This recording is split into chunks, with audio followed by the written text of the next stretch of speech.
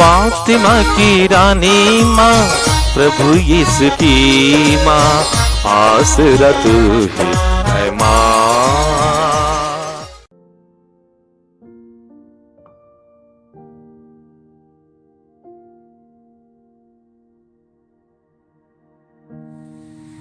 पहला पाठ प्रेरित चरित्र, अध्याय 6 पद संख्या 8 से 10 और अध्याय 7 पद संख्या 54 से अध्याय 8 पद संख्या 1 तक।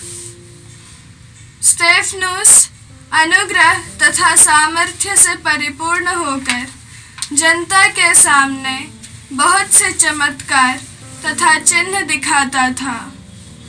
तब दास्य मुक्त नामक सभागृह के कुछ सदस्य और किरीन, सिकंदरिया, सिलीसिया और एशिया के कुछ लोग आकर स्तेफनुस से विवाद करने लगे, किंतु वे स्तेफनुस के ज्ञान का सामना करने में असमर्थ थे, क्योंकि वह आत्मा से प्रेरित होकर बोलता था। वे स्तेफनुस की बातें सुनकर आग बबूला हो गए और दांत पीसने लगे। स्तेफनुस ने पवित्र आत्मा से परिपूर्ण होकर स्वर्ग की ओर दृष्टि लगाई और ईश्वर की महिमा को तथा ईश्वर के दाहिने विराजमान यीशु को देखा। वह बोल उठा, मैं स्वर्ग को खुला और ईश्वर के दाहिने विराजमान यीशु को देख रहा हूँ। इस पर उन्होंने ऊंचे स्वर से चिल्लाकर अपने कान बंद कर लिए। वे सब मिलकर उस पर टूट पड़े और उसे शहर के बाहर निकालकर उस पर पत्थर मारने लगे। गवाहों ने अपने कपड़े साउल नामक नवयुवक के पैरों पर रख दिए। जब लोग स्तेफनुस पर पत्थर मारते थे तो उसने यह प्रार्थना की, हे प्रभु यीशु, मेरी आत्मा को ग्रहण कर।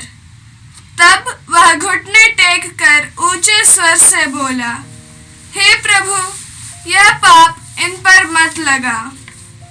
और यह कहकर उसने प्राण त्याग दिए। साउल इस हत्या का समर्थन करता था। यह प्रभु की वाणी है। ईश्वर को धन्यवाद। भजन अनुवाक्य। हे प्रभु, मैं अपनी आत्मा को तेरे हाथों सौंप देता हूँ। हे प्रभु, मैं अपनी आत्मा को तेरे हाथों सौंप देता हूँ। तू मेरे लिए आश्रय की चट्टान और रक्षा का शक्तिशाली गढ़ बन जा, क्योंकि तू ही मेरी चट्टान है और मेरा गढ़। अपने नाम के हेतु तू मेरा पथ प्रदर्शन कर। अनुवाक्य। हे प्रभु, मैं अपनी आत्मा को तेरे हाथों सौंप देता हूँ। हे प्रभु, मैं अपनी आत्मा को तेरे हाथों सौंप देता हूँ। मैं अपनी आत्मा को तेरे हाथों सौंप देता हूँ। हे प्रभु, तू ही मेरा उद्धार करेगा। प्रभु पर ही मेरा भरोसा है। तेरा प्रेम मुझे मिले और मैं आनंदित हो उठूंगा। अनुवाक्य। हे प्रभु, मैं अपनी आत्मा को तेरे हाथों सौंप देता हूँ। हे प्रभु, मैं अपनी आत्मा को तेरे हाथों सौंप देता हूँ। अपने सेवक पर दया दृष्टि कर। तू दया सागर है, मुझे बचाने की कृपा कर। जो तुझ पर भरोसा रखते हैं, तू मनुष्यों के षड्यंत्रों से उनकी रक्षा करता है। अनुवाक्य। हे प्रभु, मैं अपनी आत्मा को तेरे हाथों सौंप देता हूँ। हे प्रभु, मैं अपनी आत्मा को तेरे हाथों सौंप देता हूँ। जय घोष। Alleluia, alleluia. धन्य है वह जो प्रभु के नाम पर आते हैं। प्रभु ईश्वर हमारी ज्योति है। अल्लेलुया। प्रभु आप लोगों के साथ हो और आपकी आत्मा के साथ। सन्मति के अनुसार पवित्र सुसमाचार। हे प्रभु तेरी महिमा हो। अध्याय 10 पद संज्ञाएं 17 से 22 तक।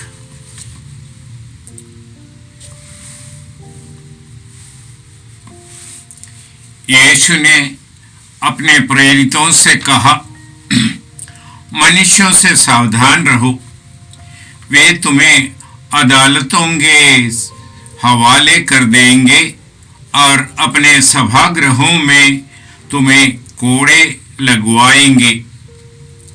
तुम मेरे कारण शासकों और राजाओं के सामने पेश किए जाएंगे, जिससे मेरे विषय में तुम उन्हें और गैर यहूदियों को साक्ष्य दे सके।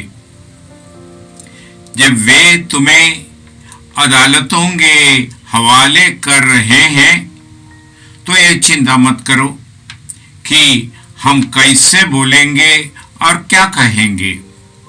समय आने पर तुम्हें कहने के लिए शब्द दिए जाएंगे, क्योंकि बोलने वाले तुम नहीं हो बल्कि पिता का आत्मा है जो तुम्हारे द्वारा बोलता है।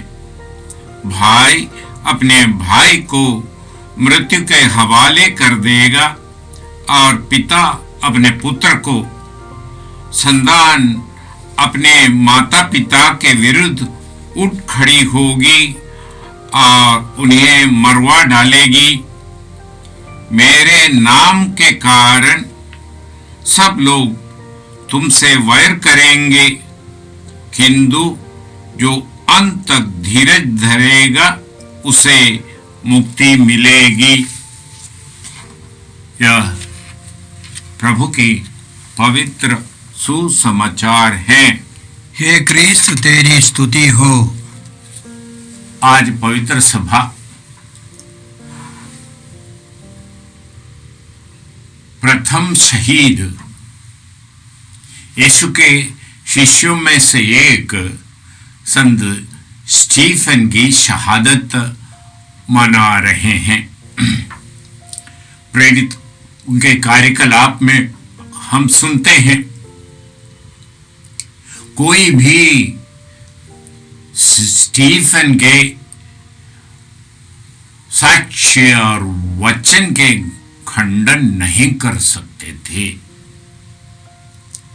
जैसे आज के सुसमाचार में हमें बताया जा रहा है, सभागृहों में और कचहरियों में तुम्हें लिया जाएगा और वो समय तुम्हें साक्ष्य देने के अवसर होगी और तुम गैर यहूदियों के सामने मेरे लिए साक्षी बनोगे। यह अनुभव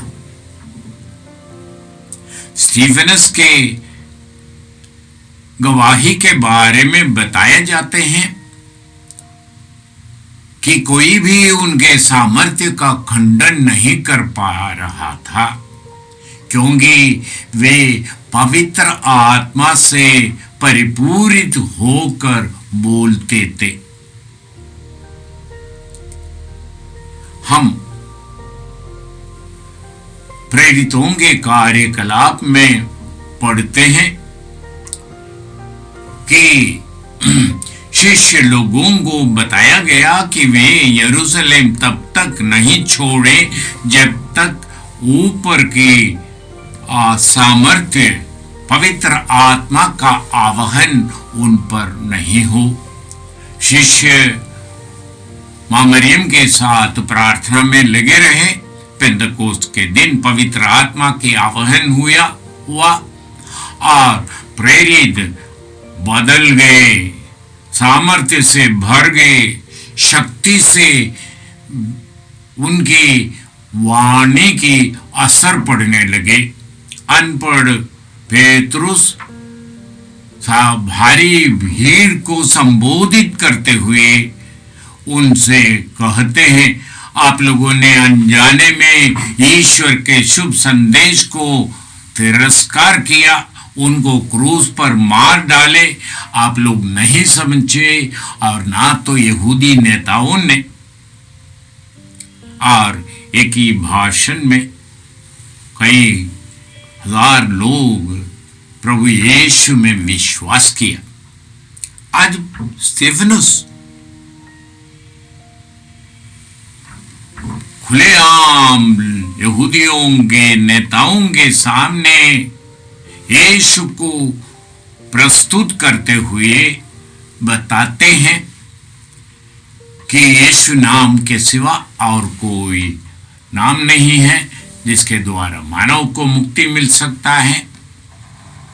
और वे जब गवाही देने लगे, यहूदी लोग उन पर टूट पड़े और वे घुटने टेक कर प्रार्थना की। आंखों को ऊपर उठाते हुए देखा कि यीशु ईश पिता के दाहिने विराजमान है, और उन्होंने उसकी गवाही दी तो लोग उनको पत्थरों से मार डालने लगे। पत्थर मारने वाले लोगों को लिए स्तेफनुस प्रार्थना करते हैं, हे पिता, इन्हें क्षमा कर, ये नहीं जानते हैं कि ये क्या कर रहा। आत्मा के सामर्थ्य, आत्मा की शक्ति से अपने को दंडित करने वाले लोगों के लिए प्रार्थना करने की शक्ति और सामर्थ्य स्तेफनुस को मिलते हैं। पवित्र आत्मा से परिपूरित होकर वे जब प्रवचन देते थे तो कोई उनकी बातों की खंडन नहीं कर पाया। आज के सुसमाचार जो प्रतिज्ञा करते हैं वह स्टेफन के जीवन में पूरित होते हम देखते हैं। जब तुम्हें अदालतों और अधिकारियों के सामने खींच कर ले जाएगा तो चिंता मत करो कि हम क्या बोलें, कैसे बोलें, क्योंकि बोलने वाले तुम नहीं हो, परंतु तुम्हें जो शब्द दिए जाएंगे और वचन दिया जाएगा तुम बोलते जाओ, क्योंकि बोलने वाले तुम नहीं हो परंतु ईश्वर की आत्मा है।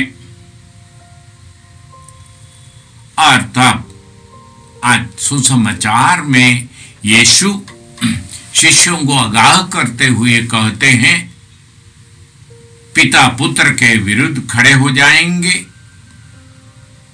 बेटे बेटियां माता पिता को हवाला कर दिए जाएंगे और उन्हें मरवा डालेंगे, परंतु डरो नहीं, क्योंकि तुम सत्य की साक्षी बन रहे हो। आज भी पवित्र सभा पर, ईश्वर पुत्र पर अत्याचार होते रहते हैं। लोग ईश्वर पुत्र को ईश्वर के द्वारा भेजा हुआ परम पावन मनुष्य के रूप में ग्रहण करने के बदले अपने प्रथा और रिवाजें उसको बनाए रखने के लिए ईश्वर वाणी प्रभु की गवाही देने वाले लोगों पर अत्याचार करते हैं। कुछ ही समय पहले हमने अरब देश में फादर उनारिल को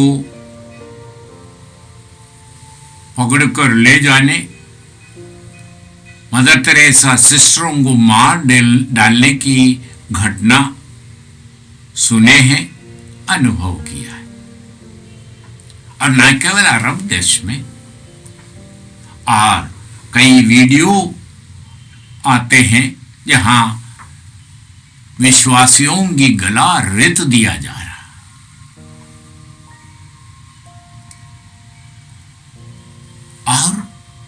खुद हमारे देश में वचन की घोषणा करने पर गिरजाघरों को जला डालने, वचन के समारोह और वचन की घोषणा करने वाले प्रेरितों को मारने, पीटने, घायल करने, बंदीगृहों में डालने, झूठे अभियोग लगाने, कई प्रकार के बंधनों को उन पर लादने की घटनाएं सुनते। उनको दान देने वाले लोगों को रोकने की चेष्टा की जाती है।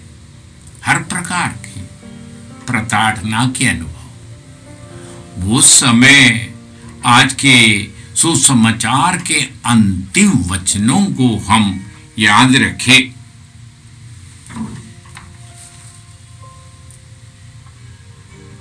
मेरे नाम के कारण सब लोग तुमसे वैर करेंगे, किंतु जो अंत तक धीरज धरेगा उनको मुक्ति मिलेगी।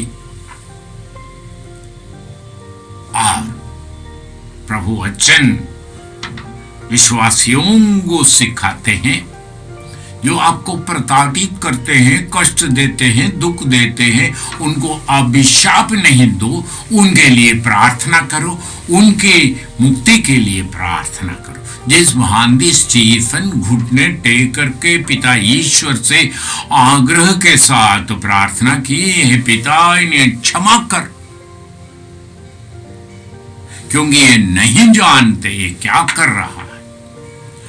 उनको मुक्ति प्रदान कर, पाप मुक्ति दे, उनके आंखों में तेरी ज्योति प्रदान कर। आगमन काल के पाठों में और तैयारियों में हम सुनते आए कि किस महांदी ईश्वर पुत्र के आगमन के लिए तैयार होने। हम समस्त संसार के सारे भाई बहनों के लिए उन पर हम किसी तरह की सुसमाचार तोप नहीं रहा है, परंतु ईश्वर के ओर से किया गया महान कार्य की गवाही दे रहा। हमने ये अनुभव किया है, हमने ये अनुभव किया है, ईश्वर पुत्र प्रेम भरा पात्र लेकर मानव के उत्थान के लिए उनके सारे पापों को अपने ऊपर लेकर उनके घावों द्वारा संसार को भला चंगा किया है। ये बात आज के पाठ में संत स्टीफन के जीवन के साक्षी के द्वारा हमें सभा की यह दौत्य दिया जा रहा है। तुम संसार के कोने कोने में जाकर सुसमाचार सुनाओ,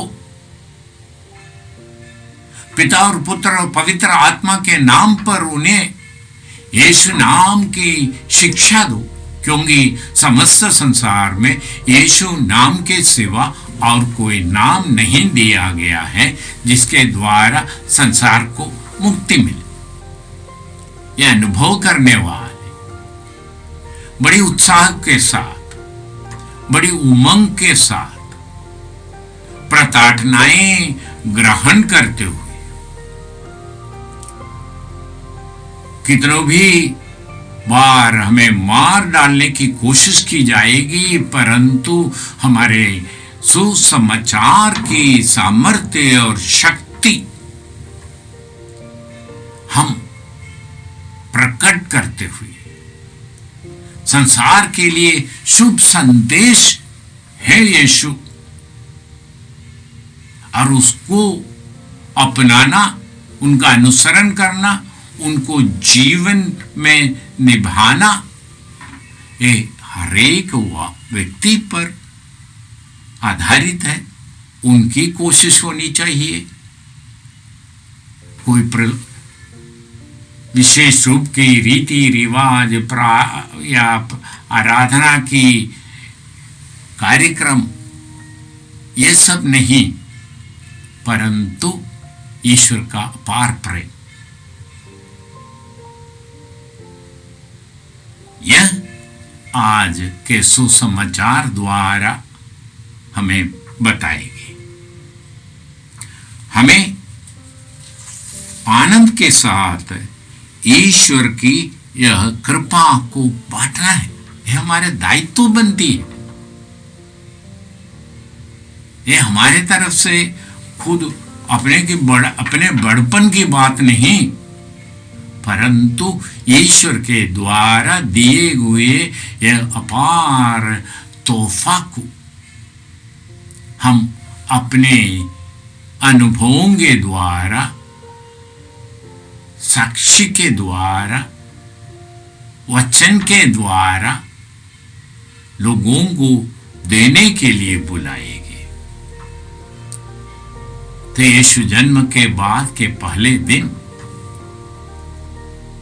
ये यीशु जन्म को स्वीकार करने वाले लोग आनंदित होकर सुसमाचार, भला समाचार, और जो समाचार संसार के लिए कल्याण के रूप में है उसे बताने की कोशिश करें, और राह में आने वाले सारे बंधनों को, कष्टों को, तकलीफों को क्रूस मरण तक के आज्ञाकारी बनते हुए चढ़ाने के लिए बुलाए गए।